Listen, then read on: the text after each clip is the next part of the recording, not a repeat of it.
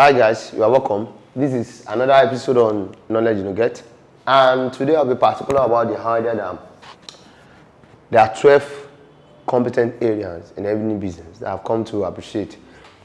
4 years in business, these 4 things are played out in different formats, and then I've come to appreciate them the more, and I've come to think in those like what are we missing out on?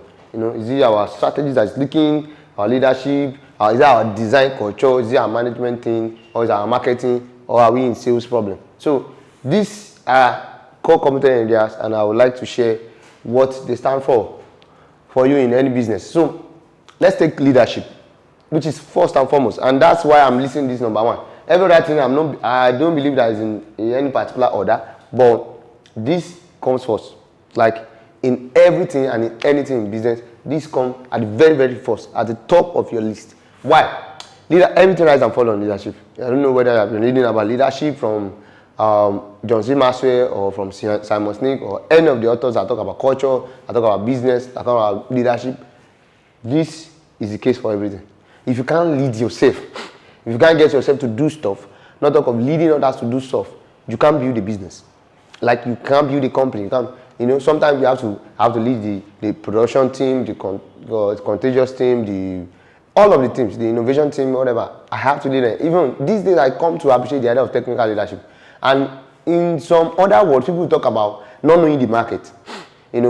I watched a video by Inc. recently that featured Demon John, and on the channel, Demon John was saying that his greatest regret in business is investing $6 million in a business, but because the business is in a female way, he doesn't know exactly what the female market wants or how exactly to design for the female. Guys are just 2 main kind of design, long sleeve or short sleeve. So he was particular about the idea that even just one size for a female can be 18 different formats, or higher, upper, down, upper, whatever. He was giving the description, but he wasn't aware of all of that before the business crashed, before he lost his $6 million. Why? This idea of technical leadership. You have to know your stuff. Like, not just know your stuff, know the details, the nitty-gritty, understand the market. Before you can lead, you have to be technically sound in that space too. I lead in technology now, and if you think of it, any technology, front end, back end, whatever, the stack that we are exactly using, we use PHP, Laravel on the back end, we use Flutter, for our mobile development, and we use React for our front end development. And I'm so prolific at those 3 technologies. It's that important. You need to know all of that in order to lead that kind of innovation team, so that I can provide clear insight and how to go about things. Even till yesterday night, I'm still trying to coach a few of our developers on how to go ahead and solve an algorithm. There are a lot of problems that we have solved, like nested comment.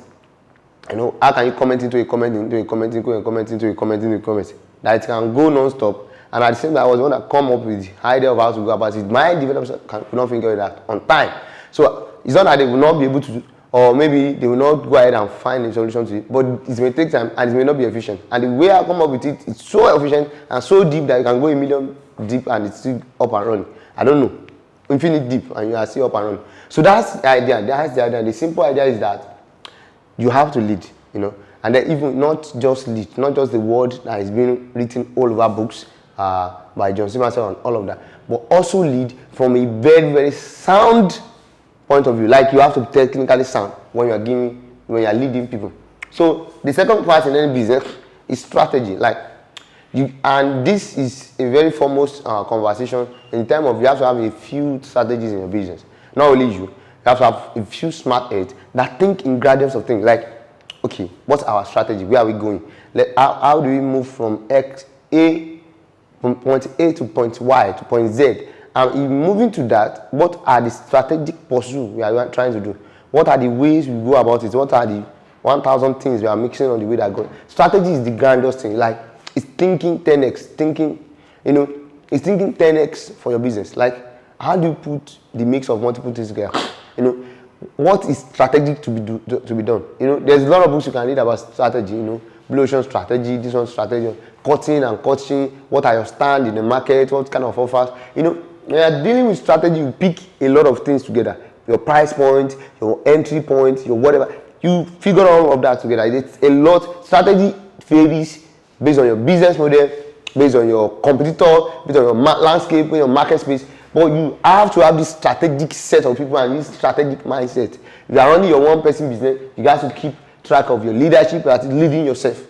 And then your strategy, how do you dominate your business? What's your strategic pursuit? How do you go ahead and attain all that you have set for yourself to attain? And then the third on our list is innovation. I don't believe I'm speaking to somebody that just wants to run a one-man business. I believe you want to do something more. And then even if you are the only guy in your picture now, innovation is very important. How do you innovate? When the market is changing, when things are changing, how do you come up with the new stuff to respond to the market? How do you not just react, but initiate to the market? And that's why you talk about leadership and strategy. Like leading market is part of leadership. So how do you come up with new product line for the market? In recent times, I've come up with a lot of products for the market, from our Optify to Proctor to Trider to NG-Cart and all these things. A lot of innovation that I bring to the marketplace, and that has been working. Listen, there's LearnStack for higher institution and all of that. Those are solutions we are bringing to the market. We are innovating and coming up with solutions. That's innovation. Who does that? Who are the set of people that you commit to that? Is it you? At foremost, you need to put yourself in all of these shoes. So that's why it's more like I'm speaking to the entrepreneur in today's episode. And more particularly, I want to talk about growth. Growth is still the X thing. How do you attain the next month, the next quarter, the next whatever growth strategic trajectory? How do you take this complaint from just making 2 million a month to making 10 million a month? Those are growth concerns. How do you make it to 2 million to 6 million? Those are just basic growth concern. But when you're talking about strategy, it's a grinder thing you want to do in the market. You want to become number one in the space, number one in the market, number one in Africa, number one in the world, being a global competition with the likes of Apple and Microsoft. Whatever your strategic pursuit is different from your growth pursuit. Your growth pursuit is those milestones that you want to do in a tidbit that is attainable. So that's growth. And the operation is, how do you keep everybody up and running? How do you get the system working, people working, food circulated, file circulated, memos go around, whatever, people, everything, operations. How do you run the cog, the machine? How do you keep it in action? That's what operations is all about. You guys to get somebody, a hand, you yourself, in case when it's only you, everything to get the operation up and running. The operation part is also important. If your business is not operating, is not operational, or is not in operation, you are done. You are out of market. You guys, that's what happened to a lot of business during COVID. They couldn't become operational. They couldn't operate their business. It couldn't function. This is very, very important. Like any of the above two, operation is critical. How do you make sure that things are moving? And then logistics. Logistics is how do you ensure things move from where they are to where you want them to be. So you want to get your goods delivered to your customer. You want to get your whatever. Especially when you're doing physical goods, you understand? Logistics is all about that. Getting it from where you produce it to wherever you want it to be. You understand? That's logistics. The transportation part, the moving it part, everything, moving stuff from this location to another. That's what logistics is all about. That's what logistics is all about. The strategy moving of things. So part of this you can be talking about your distribution channel, especially when you are dealing with physical product, and all of that. And then design. How do you design for the market? There's nobody that thinks about Apple or iMac or whatever and will not credit the fact that there's a very, very sound mind behind these designs. It really, really amazes me and it blows me away that I've changed almost all my gadgets to iMac or Apple or iPhone or any of the iFamily things. Why? Because these designs are so prolific, they design exactly for the user and solve the exact problem they want to do. So that designing to suit the customer heart.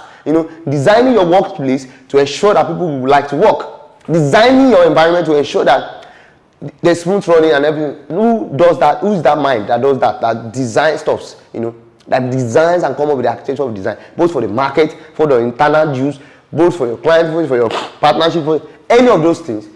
That's design. Thinking visually, coming up with the visualities of how to get things done. That's design. So management is keeping everything in check. This is very, very important. Management includes people management, that is getting into hire, fire, who leads, who doesn't lead, whatever. Who becomes the boss? Who doesn't become? How do you grow people? Whatever. Management is that those basic things. Operations is just getting everything wrong through the day, making sure that we work, the company is up by 8 and closed by 11:30 or 11:59 p.m. That's what operations is all about. But management is ensuring that the people that are supposed to be at work be at work, people that are supposed to be sacked are sacked, people that are supposed to be in order is in order. That's managing people. You have to manage resources. That's why you are operational, you are leading, you are whatever. There have to be some set of people, some set of instruments that you are using to manage resources. That's what managers are. And then marketing is actually reaching out to the market with the message. Going to the market with the message. These days I do content. This is part of our marketing effort. We try to reach out to people, put our face in front of people, put our message in front of people, the things that we believe in front of people, and all these things. Our own core beliefs and everything is reaching out with the message. That's marketing. Marketing is reaching the market and putting the message in their mind. So you guys to be able to do this effectively too. Any business that wants to solve, you have to tick all of these boxes. It's non-negotiable in whatever format it is for your business. Marketing and reaching out to the market. Marketing and putting the message out there. Marketing and putting feature editor in your mind so that anytime you think of a technology business that empower others, you think of feature editor. That's exactly what marketing is all about. And sales is when I make the sale. When I make the closing, when you come to my office and I talk to you about my solution, my proctor, my this, my that, and then I collect the money from you. It's part of sales, closing, is collecting, whatever the case may be. A lot of things I teach about sales. In one of the videos, we're talking about sales more in details. But now I'm talking about sales in general. Sales is actually getting somebody to buy a product, gaining traction, and having those returns come to your business. Sales is very, very. Without sales, every other thing is a failure. Without sales, every other thing is a failure. Forget it. That's why it's very important. You see that almost all of this, there's nothing you can just leave behind the table. Even we that we are running a fully flagged digital business, we understand the fact that we need sales, we need marketing, we need finance, we need all of that. So finance is keeping the numbers. You guys will do this very well. That's why in my last video on Instagram, I'm talking about Monify. You guys will keep your number in shape. A lot of people don't know what is happening in their business. Who is stealing, who is not stealing, what the accounting officer is doing with the number, or whatever the case may be. How is the money, the company money disappearing, whatever. People don't know that. It's very, very essential you keep track of your number. If you have a CFO, we have a CFO, we have a CMO, we have a procurement officer, we have our management suite, we have a chief design officer, we have a chief operation officer, we have a chief innovation officer, we have a chief director of strategy, we have all of that, including finance. You guys put everything, all the number in shape. Are you profitable? Are you not? Who is taking too much? What value is each sector giving to the business? Who needs to be promoted? Who needs to be rewarded more? Whatever the case may be, these are coming from numbers. These are about data about your business. Are you scaling it? Are you not scaling it? What's your business worth today? What's your current assets in your business? What's current liability that you have? What's your expenditure? What's your future projection? What's your forecast?